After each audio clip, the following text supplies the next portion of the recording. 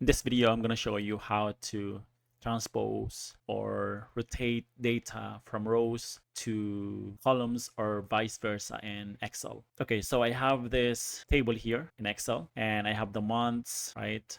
I have so let's say this is table for the number of switches that have been upgraded. So I have the number of completed switches and I have the target or total of the switches that need to be upgraded, and I have the pending switches, meaning need to be upgraded. Okay, so I actually have steps here that we can follow. So one way to transpose data or rotate data is using the paste special. So you just have to copy and paste. You just have to copy the data you want to transpose, select the cell where you want the transposed data to start, right click and choose special, check the transpose box and click OK. So this is the first way that we are going to follow.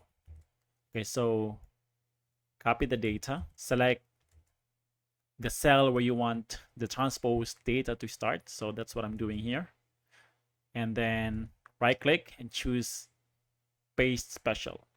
Right click, choose paste special,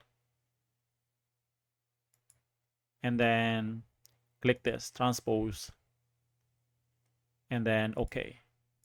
Yeah, so this is a way to transpose your data from rows in this example, right?